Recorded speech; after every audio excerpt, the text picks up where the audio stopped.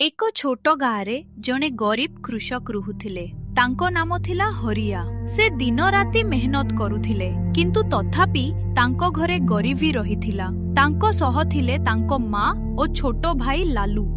ହଁ ମା, କେହି ଆମ ଖଜୁର କିଣୁ ନାହାନ୍ତି।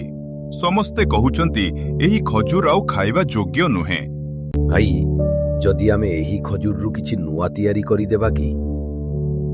ଖଜୁର ବରଫି ନିଅ, ସୁସ୍ୱାଦ ଓ ସ୍ୱାସ୍ଥ୍ୟକର। ଏହା ତ ବହୁତ ମିଠା। ମୋତେ 2 କିଲୋ ଦେବ। ମୋ ଛୁଆମାନଙ୍କ ପାଇଁ 3 କିଲୋ ଦିଅ। କିଛି ଦିନ ମଧ୍ୟରେ ହରିଆଙ୍କ ଖଜୁର ବରଫି ଗାଁରେ ପ୍ରସିଦ୍ଧ ହେଲା। ସମସ୍ତେ ତାଙ୍କୁ ପ୍ରଶଂସା କରୁଥିଲେ। ମା, ଏହା ତୁମ ମଙ୍ଗଳସୂତ୍ର। ମୁଁ ଫେରାଇ ଆଣିଲି। ଏହି ଗରିବ ହରିଆ ଏବେ ଧନୀ ହେଉଛି? ଏହା କେବେ ହେବନି। ଆଜି ରାତିରେ ସେମାନଙ୍କ ସମସ୍ତ ଖଜୁର ଚୋରି କରି ଆଣ। ମାନ ମରିବ। ଠିକ ଅଛି ମାଲିକ, ଆଜି ରାତିରେ କାମ ଶେଷ। କିନ୍ତୁ ଏହି ଯୋଜନା ଶୁଣିଲେ ହରିଆଙ୍କ ମିତ୍ର ଚମ୍ପକ। ହରିଆ ଭାଇ, ଜମିନଦାର ଆଜି ରାତିରେ ତୁମର ଖଜୁର ଚୋରି କରିବେ। ସାବଧାନରୁ। ଧନ୍ୟବାଦ ଭାଇ। ଆଜି ସେମାନେ ଶିଖିବେ ମେହନତର ଫଳ ଚୋରି କରିହେବ ନାହିଁ। ହରିଆ ଖଜୁର ଗଛରେ ଏମିତି ଗୋଟିଏ ମେଡିସିନ ଲଗାଇଲେ ଯାହା ହାତକୁ ଖୁଜୁଡ଼ି କରାଏ। ଚଲୋ ଦେଖିବା, ଏହି ଗଛ ତୋଡ଼ି ନେବା।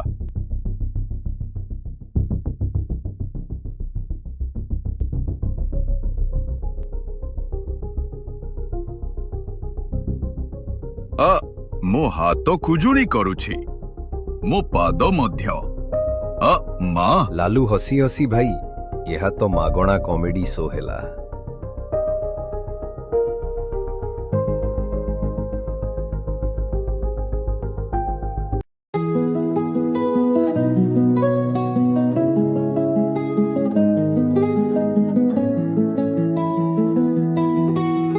ହରିଆ ଭାଇ, ତୁମ ବରଫି ସହରରେ ବି ଖୁବ୍ ପ୍ରସିଦ୍ଧ ହୋଇଗଲା।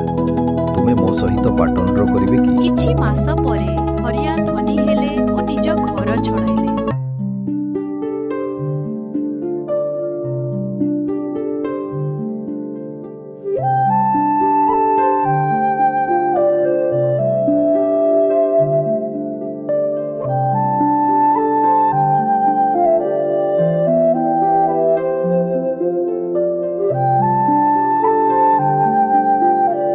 ହରିଆ, ମୋ ଭୁଲ ହୋଇଛି, ମୋତେ କ୍ଷମା କର।